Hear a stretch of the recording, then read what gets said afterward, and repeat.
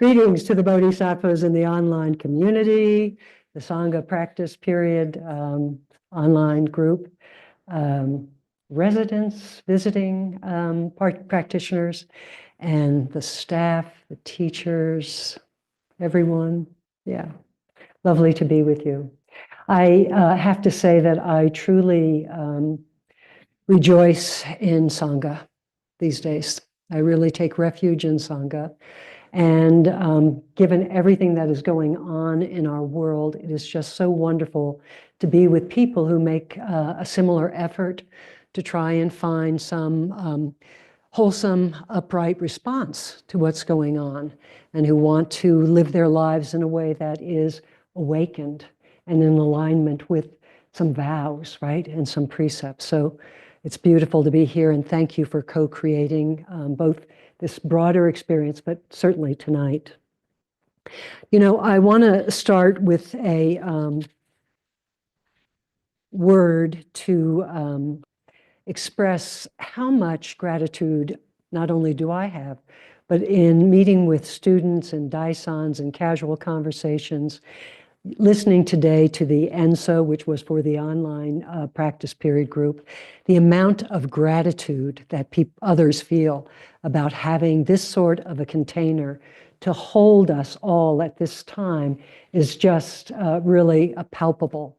And so I don't know where Roshi is, but I just want to acknowledge and thank you for your great bodhisattva effort and vow that has, been the genesis of this incredible container and jewel that holds us all.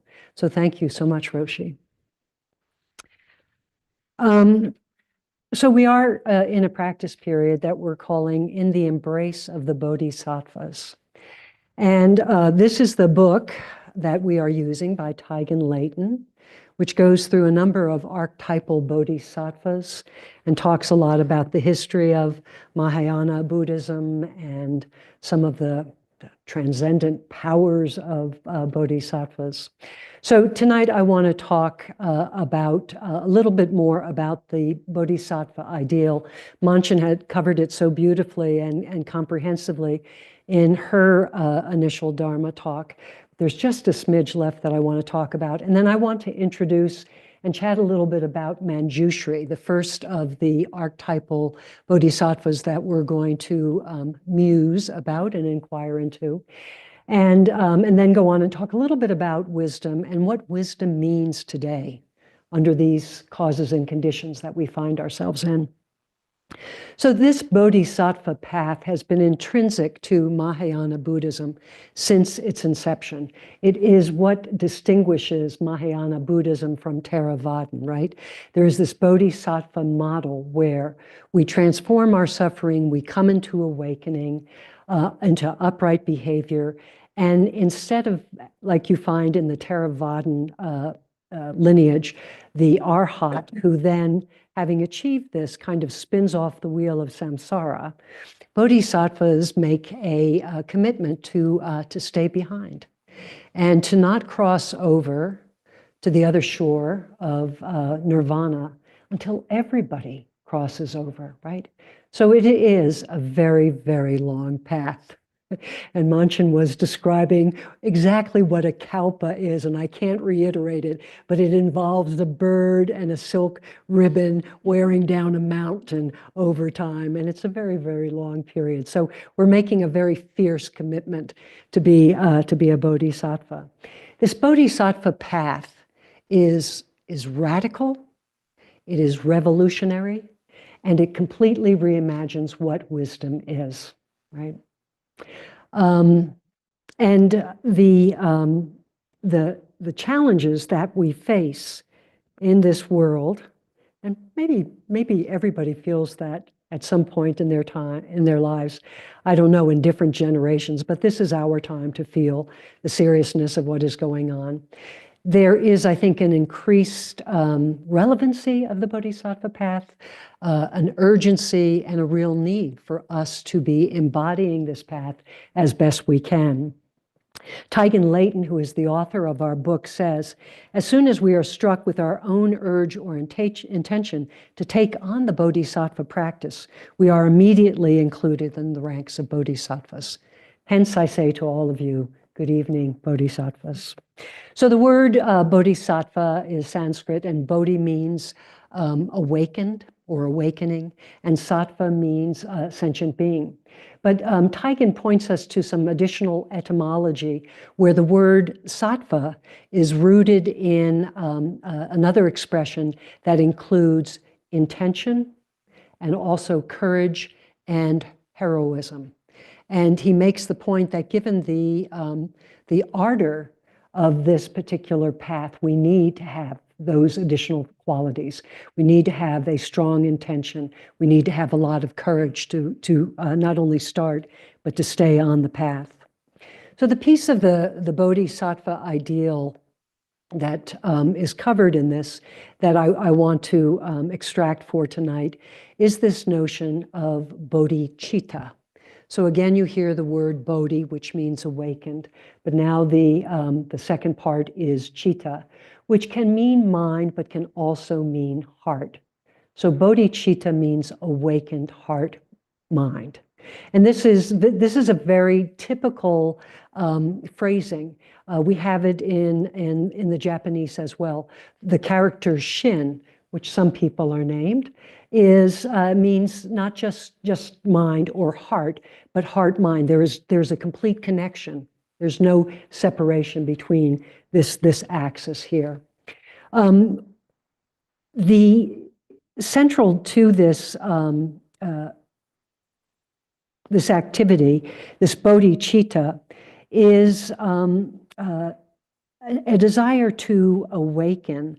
Bodhicitta is actually kind of the impetus that wakes us up, that wants us to wake up for our sake, but also so that other beings will wake up similarly. It's an aspirational form. One aspect of bodhicitta is aspirational. There are actually two pieces. The aspirational one, which I just mentioned, and then which can live and reside more in the relative or the conventional world. And then there is the absolute version of bodhicitta. And this comes out of a bodhisattva's deep understanding of the wisdom of non-duality. And this is where wisdom is reimagined by Buddhists, because it's not just about being wise or knowledgeable. It is actually having a deep understanding of the profound, irrefutable interconnection of all things, of all phenomenon. And that is what informs our wisdom. And that is what informs how we act out of this wisdom. Pema Chodron talks about this in her commentary on Shantideva, the way of the Bodhisattva. And she says that this absolute bodhicitta is the vast, unbiased essence of mind. And here she's referring to what some of you may recognize from reading Zen Mind, Beginner's Mind, when Suzuki Roshi talks about the distinction between little, small mind and big mind. This big mind that is all-inclusive, right? Versus the small mind, which is kind of our discursive, functional mind that gets us across town in our cars without having an accident, remembers to bring our grocery list to the store and whatnot. When we begin to understand shunyata, emptiness, interdependence, interbeing, there are many words for this, no separate self, we start to get glimpses into this realm of wisdom that Buddha talked about, and that Manjushri is kind of the iconic figure for among the bodhisattvas. We get a glimpse into all that is boundless.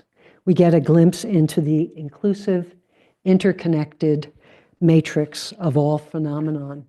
And we start to understand, as is expressed in the teaching, the beautiful poem, The Mind of Absolute Trust, that nothing is separate and nothing is excluded.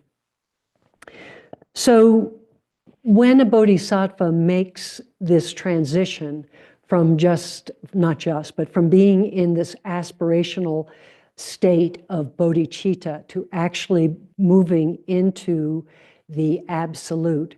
This is called moving into the pledged version of bodhicitta. And what this is this is actually taking the vow to live this way of life forever, right? Nothing daunting about that whatsoever, right? And this then is what takes us, as Taigen points out, into what he calls the inconceivable vow. This vow to stay on this path, this vow to work on our own suffering, our own awakening, to do it for the benefit of others, and to wait until everybody can cross over. Nobody is left behind, right? So it's a pretty all-encompassing, enormous, it's probably beyond enormous, type of vow that we take. And we need to take this vow because of the enormity of the task that we're undertaking. We need to engage in the very mysterious act, the powerful act and ritual of vow taking in order to support ourselves on this. And that is why he calls it the inconceivable vow. And it appears in a number of different places. For those of you who are familiar with the 16 Bodhisattva precepts, at the heart of the 16 Bodhisattva precepts are the pure precepts. I think, always find it very interesting, and I think that it's no accident that the 3 pure precepts actually reside at the heart of the 16 Bodhisattva precepts. And here they are expressed as: first, do no harm; second, do good; third, do good for others. In the Suzuki Roshi lineage, we express that last, doing good for others, as I vow to live and be lived for the benefit of all beings. However you express it, it is, as I say, somewhat daunting. And we also hear it not only in the precepts, but also in the 4 Bodhisattva vows, which we regularly chant here, right? And especially in this first line, creations are numberless, I vow to free them. This is our work. This is what we are setting out to do. We are committing to do. Daido Loori, in his book on the precepts, indicates the power of taking a vow. He makes this statement. He says that when we vow something, when we intend something, we actually set in motion the karma of that vow. So, and it works all kinds of ways. If we vow that, we really are never going to see anybody again and they're dead to us, well, we will incarnate that particular karma, right? But if we vow in this very beneficial, upright way to be of service for all beings, then we're also going to create that vow, the karma of that vow. Chosen Baez wrote a book called The Vow-Powered Life, and in it she says, vows act like a conduit for our life energy. When difficulties arise in our life, it is easy to become confused, frozen in indecision or depression, to lose track of where we're headed and to begin to wander aimlessly. Recollecting our vows can be like a compass or a gyroscope. They can help us to regain our equilibrium so that we can move back to our life path again. You cannot discover your vows by thinking, she says. Your vows lie within you.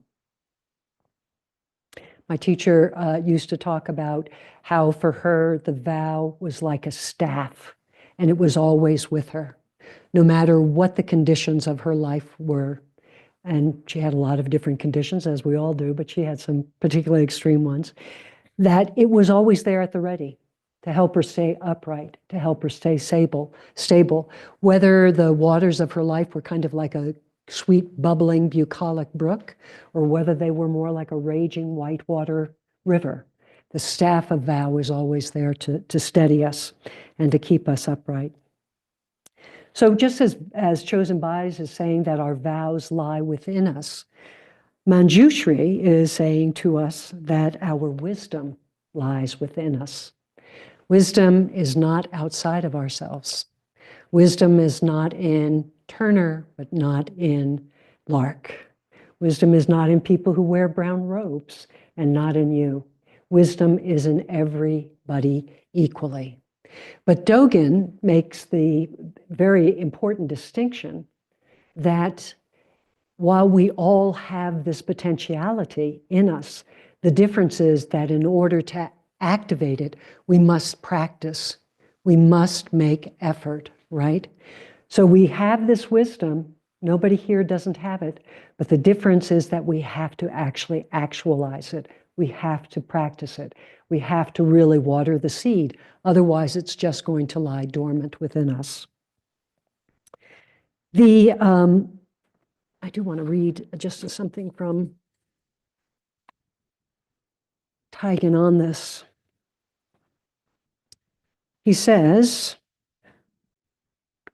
wisdom or insight involves going within, seeing the fundamental. This energy, exemplified by Manjushri, is about pulling wisdom out of the depths of oneself, about being an open channel for the awakening of Buddhahood to express itself. Manjushri's wisdom arises not from external knowledge or accomplishment, but out of concentrated inner vision. This wisdom is not based on analysis or calculation, although it may be helpful to investigate it in terms of intellectual analysis as an afterthought. And Manjushri often does so for the sake of beings. However, Manjushri's wisdom is not acquired, but an inalienable endowment always available to us, awaiting our settling into and uncovering of this deeper awareness.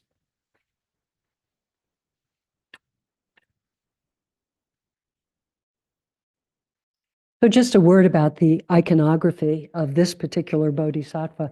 They all have some pretty wonderful iconography. And I love, and I'm going to make it a separate study to find out why certain animals are associated with certain bodhisattvas. But in the case of Manjushri, I actually love elephants, so I was a little jealous that I didn't get Samantabhadra, but I'll get over it. I also like lions, which is what, of course, Manjushri rides in on, right? And this lion is a symbol of nobility. Manjushri is called prince, a princely person, and it is about the nobility that we can have when we access and act out of our inner wisdom.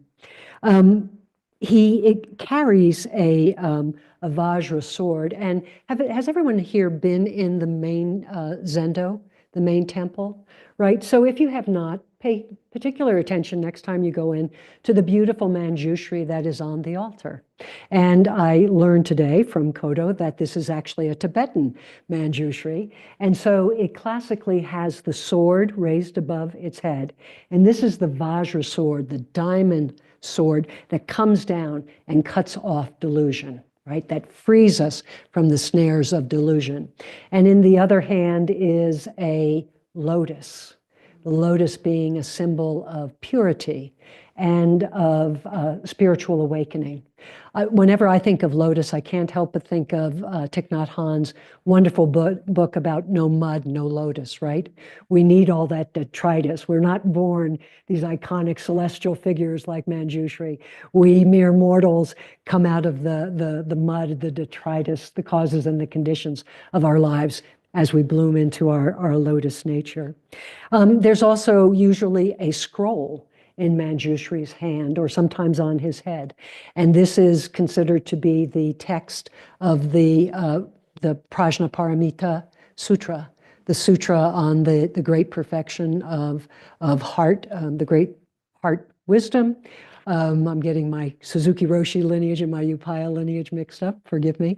But it is the wisdom sutras. The Heart Sutra and the Diamond Sutra are the two essential sutras to Soto Zen. And they talk about this whole aspect of the importance of this wisdom, the wisdom of emptiness. So as I said, in most monasteries like Upaya, Manjushri is kind of in the center of the meditation hall as an inspiration for and an encouragement for all of us to cut through our own delusions and obstacles. And he shows us how wisdom emerges simultaneously with concentration, introspection, and the dignity of intensive meditation. And when I think about this, and I think about, just like all the Zazen periods that I have been in that hall and looking at all of the upright postures of Zazen, I think about how that is a very immediate act of us all engaging with our Bodhisattva nature, with our bodies, trying to come into the true shape of our Buddha nature. Manjushri doesn't seem to have any standalone sutras, but he does appear often in major sutras, kind of as the spokesperson for wisdom. And you might recall, either if you've read the section on the Vimalakirti in Taigen's book, or if you've actually read that sutra yourself, Manjushri appears and is the one that kind of goes into Dharma combat with Vimalakirti. It's also said that in the book, The Way of the Bodhisattva, that was written by Shantideva, an 8th century Indian saint, that Manjushri appeared to Shantideva and was the inspiration for writing this book. And The Way of the Bodhisattva is considered, if you will, kind of an instructions manual on how we cultivate bodhicitta, how we stay the course, how we fulfill this aspect of our vow as being bodhisattvas. So one thing that Taigen does offer is an amusing side note in a section called the Tales of the Leaking Manjushri, that other bodhisattvas and disciples of the Buddha kind of had thought that Manjushri was maybe a little bit of a wise ass. He spoke too much, at which point I'm going to ask, how's my time going? 17 minutes to go? All right, 5th gear. But that actually people did think that he was a little annoying in terms of how much he spewed this wisdom and seemed so confident in it. And I find that both amusing but also kind of encouraging, right? As a fledgling bodhisattva, a little prone to talking too much, I appreciate, that I can be a bodhisattva and I don't have to be perfect, and none of us have to be. None of us have to be. So Manjushri is also closely affiliated with Prajnaparamita, and Prajnaparamita is in so many of our chants and sutras as the mother of wisdom, the womb of wisdom. And the corollary to that with Manjushri is that he then becomes the teacher of all Buddhas. So I think it's very important for us to recall that we all possess wisdom, that it is not outside of ourselves, and that we have these seeds. We just have to tend to them, and that is part and parcel of what Manjushri is sharing with us. Thich Nhat Hanh prefers to use the word understanding as opposed to wisdom. And maybe that is a little bit more accessible. Maybe wisdom sounds a little too highfalutin or unavailable to us, and understanding rather sounds like something we can do. But whether you call it wisdom or whether you call it understanding, the important thing is that it is an embodied experiential process, right? You can read as many books as you want, bookworms. You can talk to people, hear as many Dharma talks as you can possibly stomach. But the fact of the matter is that you are not going to, the only way you can really touch this is through your own experience, your own heart, mind, and body. And as I've said several times now, intentionally, we all have this inside of ourselves, right? So this is where we start. We can get glimmers and glimpses of what this emptiness is, and I want to put in a kind of a cautionary note here. And these glimmers and glimpses that we might get looking into emptiness, having some understanding of complete interbeing, no independent self, we can dismiss those because they can be small and slippery. They can be like little fish just falling through a net, right? But I invite you to pay close attention to that, because that's the beginning of cultivating this type of wisdom. And what you will find with you as you continue to sit Zazen and practice, that those glimpses will come more frequently, they will last for longer, and over time they will ripen. All right? So don't dismiss what happens in your practice of Zazen when you think that you have some sort of understanding. Don't do it, okay? Go have dice on. Okay. I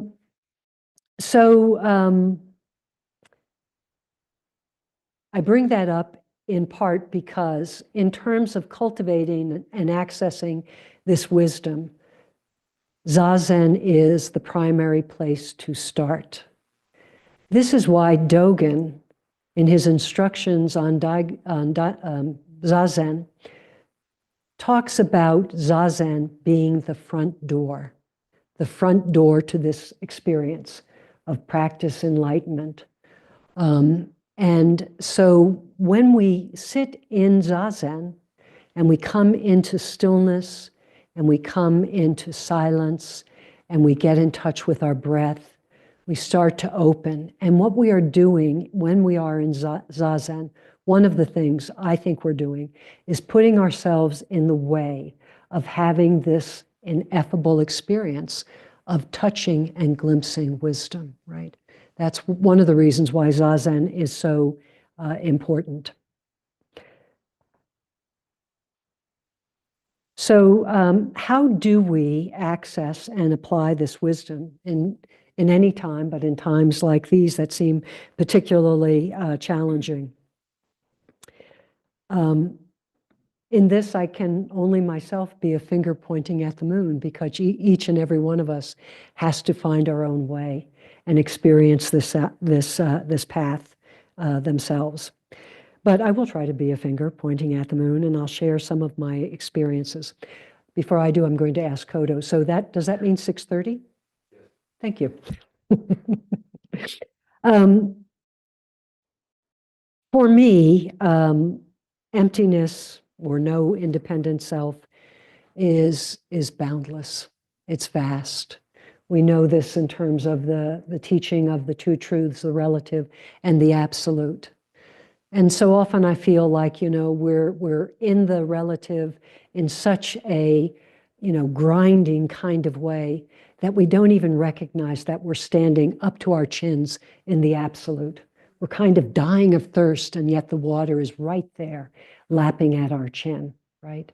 So if we can, and this is another aspect of Zazen, an invitation, it's not the only one. We can also touch this type of an experience and understanding through nature, through love. But what is offered, I think, to us in this experience of no separate self, apart from great relief from carrying around a separate self, is this incredible, an opportunity to rest, to just rest in the hammock of emptiness. Just rest and relax. I think life can be always challenging, but right now it's accelerated. Right now, with doom scrolling, with constant news, it's kind of with I think what might be an intentional plan of rolling things out, it kind of feels assaultive to see what's going on in our world, and it certainly can be destabilizing. The world that we have known even just recently, just a decade or so ago, that felt was stable and unchanging, has now changed radically. So to rest our whole system, heart, mind, and body, in emptiness, I think, is a very nourishing and restorative thing. And this is not about delusion or denial, but rather creating a space that is vaster, what Joko Beck called creating a bigger container. So it's not that any of our anxieties, our fears, our concerns, our grief about what might be going on right now go away. Quite the contrary, as Zen practitioners, we don't want to deny the authenticity of those experiences, but we don't want them to be like this, just constantly pressing up on us, again, in kind of an uncomfortable, grinding way. So when we drop into emptiness and into the vastness of it, we're creating more space so that these things that are happening have more room to move off center stage. And that's actually very neurologically pleasing as well as spiritually pleasing when we do that. And Red Pine, in his book on the Heart Sutra, calls this having a mind without walls, which I think is a beautiful description of what boundlessness can be and how we might experience it. There's also in emptiness, I think, a certain sense of timelessness, which I find very soothing. And I want to read you a quote. In Chan, which is China with China Zazen, Zen, just to make it shorthand. In Chan, it was said, in our world, things are always getting broken and mended and broken again. And there is also something that never breaks. Everything rises and falls, and yet in exactly the same moment, things are eternal and go nowhere at all. How do we see, with a kind of binocular vision, one eye aware of how things are coming and going all the time, the other aware of how they've never moved at all? How do we experience this not as two separate ways of seeing, but rather as one seamless field of vision? The spirit of Chan was just like our practice here in 2025, was not about getting free of the world, but being free in the world, right? I think that this speaks to also taking a long view of practice, a long view, which is part and parcel of the Bodhisattva path. I think the last thing I will talk about, well, maybe we'll see, is that it is an emptiness where co-creation happens, right? This co-creation, this understanding that there is no separate self, but always we, with all things around us, the 10,000 things, are always rubbing up against each other, always co-creating our reality, our experience. I used to think, before practice, that I went to my kitchen in the morning and I made my coffee. Cynthia goes to kitchen and makes coffee. But with the perspective of emptiness, that's not at all what's happening. This being called Cynthia, this aggregation of things, goes downstairs to the kitchen and gets beans that have been grown by numberless people, grown on beautiful trees, have had water and sunlight, and been harvested by many people, roasted, packed, bagged, driven by truck drivers, put on ships. All the hands that have touched these coffee beans now, that Cynthia thinks that she's making her cup of coffee with, have then been landed in Oakland or Long Beach or someplace like that. Many, many more hands taking it off, more people transporting it, taking it to distribute. Well, okay, I could go on ad nauseum, right? And that's just the coffee beans, right? Much less the cup, much less the water that comes out of my tap, much less the heat of my stove, much less the people that built my house, much less me being created and whoever created me, and endlessly, right? So just like Vimala Kirti in his sick room, having 34,000 beings show up in my little galley kitchen, when I think of this process, I have 34,000 people showing up out of this understanding of emptiness, out of this wisdom of emptiness. And it is such a beautiful thing. It is such a beautiful thing to experience. And this is true with everything. I invite you to think of a single thing where this is not true. Your denim jeans, your clothes that you put on in the morning, the car that you get into and drive. There is no way in which any of us can singularly do anything in our lives. We are always in this dynamic matrix of phenomenon interacting with the 10,000 things. But the good news about that, I mean, not that that is bad news, that's wonderful news, actually. No isolation, no loneliness. But one of the benefits of that, and I think a benefit for this time, is that with co-creation, we have agency. This is to Woman's koan. What is the teaching of a lifetime? It is an appropriate response. When I am in situations where forces are co-creating something that maybe I don't find in accord or in alignment with my values, with my vows, I have the agency to respond in a way that is going to enter a different energy into the situation, right? So we're not victims. We're not trapped.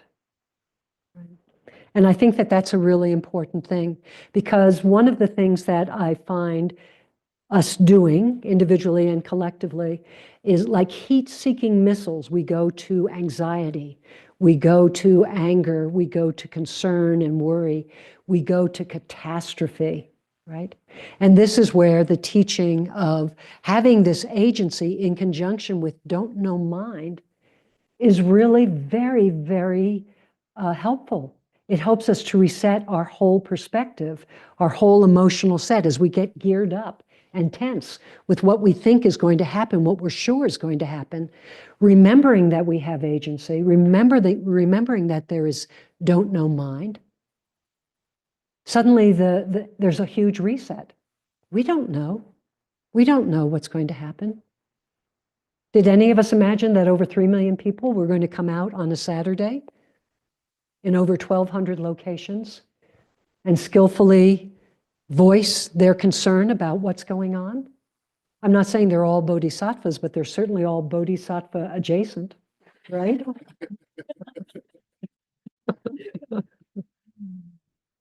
So these are some of the things that I think that are implicit in wisdom that actually I find extraordinarily helpful in terms of both helping me to kind of reset the nervous system when I've been spending too much time watching the news or scrolling, and when I start feeling myself, the concern, the fear for my grandchildren, my concern about the non-sentient, the non-human beings who are sentient, their habitat, what's happening with them, right?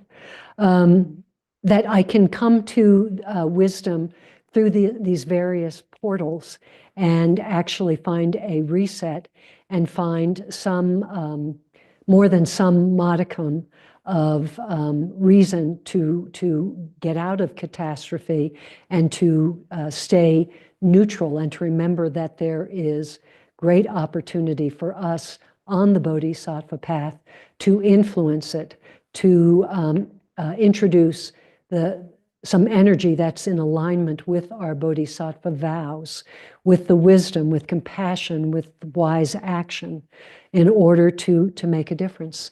And Taigen says, you know, what we do matters. We do make a difference.